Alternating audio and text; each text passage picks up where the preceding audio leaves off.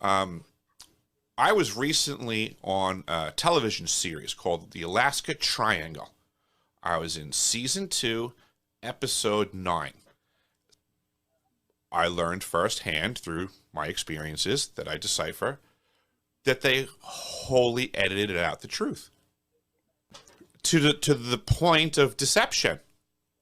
So the whole pretense of the show was that I was asked by the producers to go out to an area of Alaska called Ketchikan, Alaska, and that they wanted me to, because of my experiences in the submarine service and other things in my past, they wanted to know if I would be able to help them find what were reports of unidentified submerged objects and or secret submerged facilities. I told them, absolutely, I'm all in on that. I'm game. Let's do it. So I jump on this and I go out there. We film everything. It's fantastic. We get out on a boat. I'm there with the camera crew, the captain of the boat. We have the hydrophone to go into the water. And, you know, some spots here I don't hear anything. Some spots here I don't hear anything. But bam, next thing you know, we get a solid hit for which I'm reporting everything that I know. I'm like, boom, we're on something. We're recording the sound. I got the captain of the boat with the headphones. He's listening to what's going on. I got the camera. I'm making sure that everything's getting caught and going on camera. Not one bit of that went to air.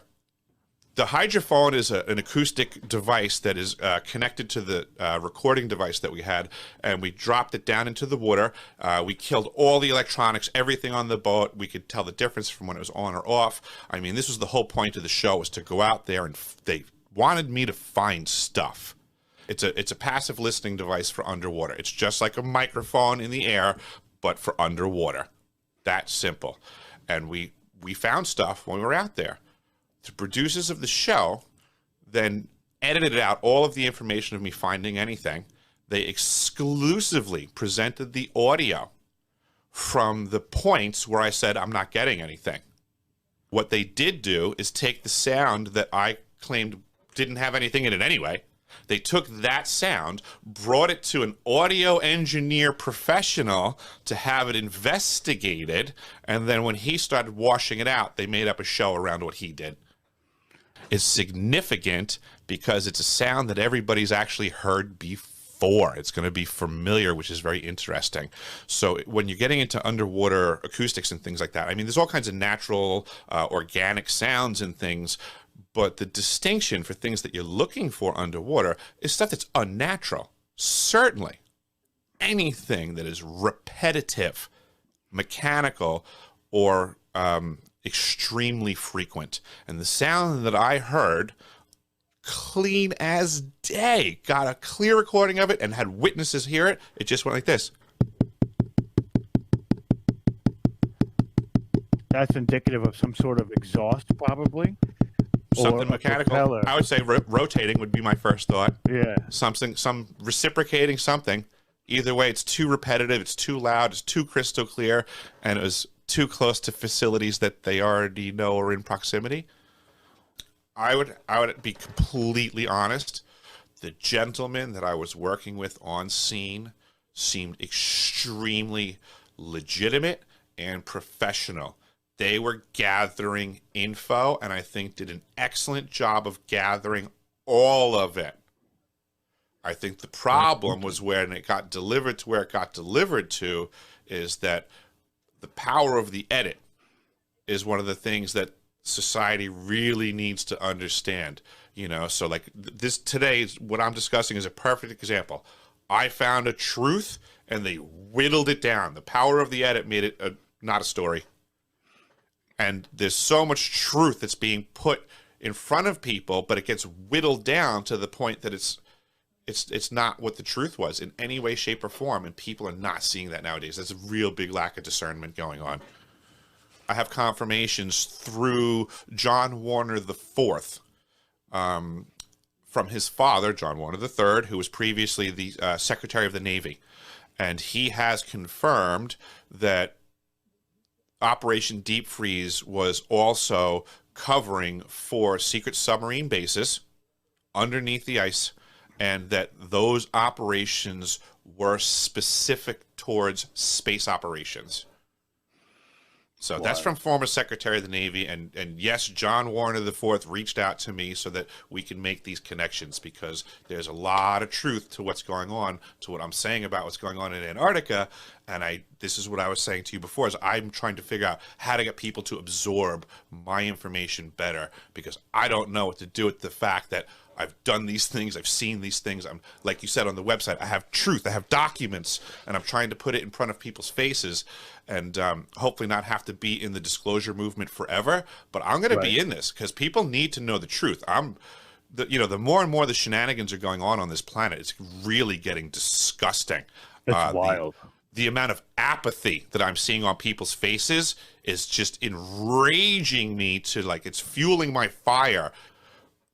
Well, then what do they do when the question gets answered? Eric J. Hecker found a sound under the water right where everybody was predicting there was going to be a sound, and we sent him out to find it. He found it. So then the question now falls on the feet of the viewers. What do they do with the fact that we can so easily go to any music store, pick up a Zoom recorder, take out the cartridge that it comes with, order the hydrophone attachment, and go dip it in the water? They're withholding the information. So to me, it takes all of these shows and it puts them all in question. I mean, not for nothing, it's great entertainment, but we really truly need to understand that this is television programming. We're being programmed, and whoever's flipping the bill to produce it is giving you the story they want you to see, they want you to know. As history has shown us, I mean, there's a lot of people doing great talks on your shows and on your channels with great regularity about things from the past and what we're learning. And I think it really shows that humans are very programmable, and other people seem to be very organized with that tidbit of information, and they're working steadfastly at programming us all day long. Every time a television production company has ever attempted to work with me, the first thing that I've noticed is that they're a foreign entity.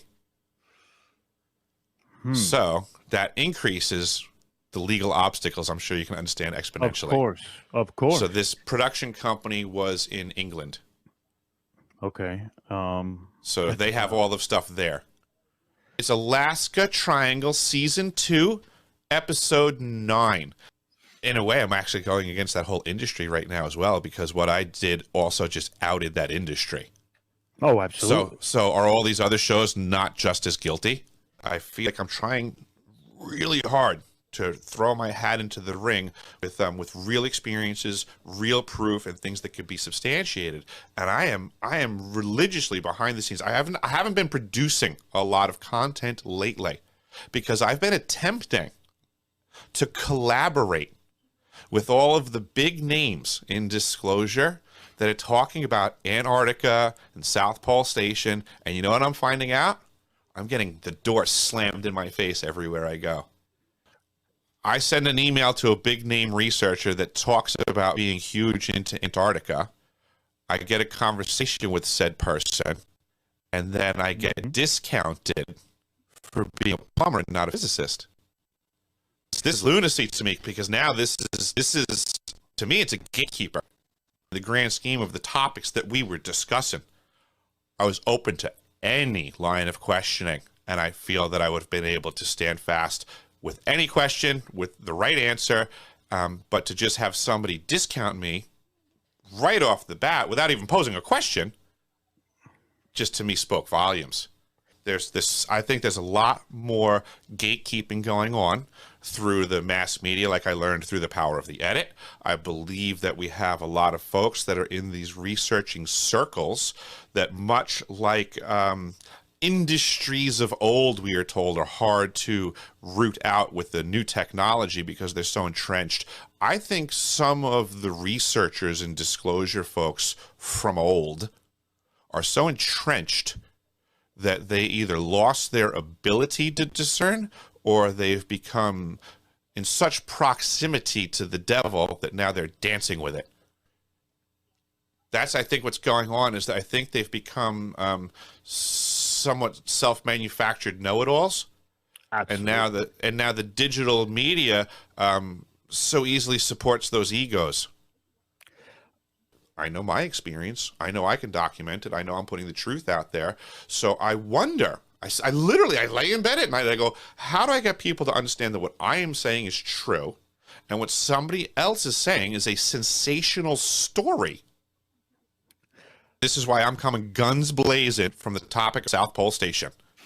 I spent a year there, and I know a lot about what's going on there, and I'm getting really frustrated at all the people that are discussing this topic with people that won't give their identity, not one inkling of evidence that they've actually been there, but they have a fantastical comic book-like story about UFOs and aliens.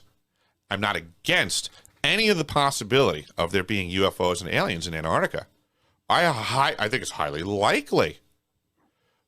But I'm just intrigued as to how the massive amount of people believe a story that absolutely 100% can't be substantiated, and they won't listen to the information that I'm giving them, you know, which effectively tells them that there's a electronic weapons gun to their head. You know, they want to talk about the potential threat of aliens when I'm like, hey, listen, but there's a real directed energy weapon that's up and running since 2010. I'm trying to get the whole world to know that there's probably the world's largest directed energy weapon system sitting right at the South Pole Station. And every time I try to speak that topic, wherever I put that direction, I either get edited or I have some gatekeeper show up to try to change my story and make it align with theirs. And they go, oh, so what you're saying is this. No, I'm not trying to support your story. I'm trying to give you more information. I thought you were a researcher. Right. And then when my research doesn't support their predetermined story, all of a sudden I'm just a plumber. I think taking it a step further as to the nefarious evil ways of whoever these overseers are that we need to figure out soon, is that this has to do with the digi world and the separating us as human beings. I think the literal physical distance between us is breaking our ability to discern from each other. Through a digital environment, it's too easy to learn how to deceive each other. And it's this lack of integration as a society on a regular basis. We're losing the ability to trust and discern. And that void is being filled with deception. And this is blatant. This is so blatant. We're being broken down as a people in this method. There's people that know this, just like, you know, there's people that know how to break an animal on a farm. Well, we're on an animal farm. This is 1984. This is a prison planet, and we are not the wardens. We are not in charge. Pay attention to what's going on in the last few years. People are not acting of their own free will and accord. They're acting by direction and fear. You would know, either one of you, right? Like, you know the house that you grew up in as a kid, right? Mm-hmm. So you would know that's like your home.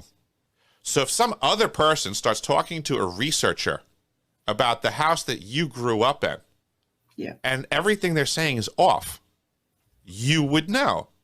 Yeah. Of course. That's what I know about my home at the South Pole Station. Yes. I was there. It was my home. I hear a lot of other people talking about my home. They're liars. Yeah. I understand no one else will know that. Right? I don't know your home, though, Rob. So if someone was lying about your home or your home, Stone Hobbit, I wouldn't know they were lying. I would just listen to their story about your house. Yeah. Yeah. And the more sensational it is, the greater it would sound. There's a directed energy weapon system at the South Pole Station, and the gatekeepers keep wanting to talk about aliens. That's it. That's all they want to talk about. That's it. It's all aliens, aliens, aliens. That's it. Let's jump right to the weapons of war that we have for dealing with spaceships. Let's just cut right through the chase. Aliens are real. We have weapon systems to fight them since the 1940s. For 50 years, the Department of Defense was using directed energy weapons against aliens. Now the CIA has taken over this entire program, and they're using directed energy weapons on the people of the planet Earth. Mm-hmm. That's where we're at right now. I'm concerned heavily that the gatekeepers of the topics of what used to be considered wildly paranormal stuff is now benign and normal. Mm-hmm. And those people are trying to keep the conversation down there. you know, as if people don't believe in Bigfoot now, as if people don't believe in aliens now, as if most of the people on the planet have seen a UFO. I mean, it's just, everyone's just now discussing it. Right. You know, it's perfect. It's just we're all waking up to the fact that we've all been deceived on such a massive level. But what we fail to do is honestly communicate it with other people. Stop being afraid to say, you know what? I got bamboozled. The last 2 years, I totally believed all the shenanigans that was shoveled on my plate. Just be honest. Just say I messed up. They were saying back in the 1980s that folks like DARPA and everybody were, you know, they were gaining 50 years advanced level of technology for every 1 year of the average citizen. And they said that's the way that it's been going since then. And I think people don't really spend enough time just considering what that really means. You know, like, That's true. It's, you know, look at how far we've grown technologically, so to say. We'll just say from the late 1800s until now. I mean, that's pretty much all the technology we have. We go from locomotives to everything we have right now. And that's just in 100 some odd years. The Industrial Now they're saying that Revolution. we're going to... Now they're saying in the 1980s that, you know, folks like DARPA were advancing 50 years per year. I mean, in a way, my brain goes to whatever good I can think of we can make happen. We are creative people. I do believe in all of that. But I believe in the full reality of the universe. I also believe there's evil people that understand Big time. they understand their power as well. And they work very hard with their creative things, and they have plans, and the bad people seem to get organized faster than the good people on this planet. It's very unfortunate. Oh my God, we have to openly communicate with each other honestly about all the stuff that hurts us on the inside. We have to stop harboring those hard to communicate conversations within us to drive us insane. We need to let them out. The vast majority of our lives are benign and boring and similar. You know, you have bills to pay. I got bills to pay. You got a girlfriend. I got a girlfriend. Everybody's got things to figure out. You know, we all know the same stuff. But in reality, we all spend most of our lives talking about the things that we know about of each other. Yeah. And that doesn't really accomplish anything, you know? But there's the differences. That 20% of our lives, I think, is where the value added conversation comes from.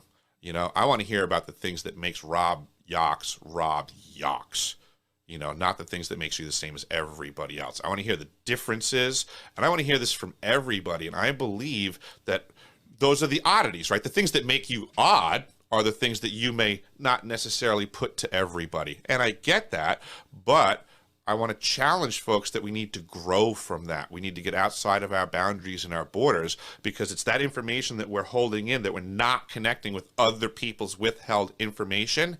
It's holding our whole society back. What we need to do to fix this is we need to reconnect as human beings. That's as we can see, they are voraciously trying to disconnect us from each other. That's why. They're constantly trying to disconnect us, to divide us, to make us hate each other for whatever stupid reason is of the week. We don't hate each other. We hate them. We hate the overseers. We hate the politicians that are lying. We hate the deceivers. We hate the misinformationists. Yep, united we stand, divided we fall, and people need to remember that. It's division is their weapon.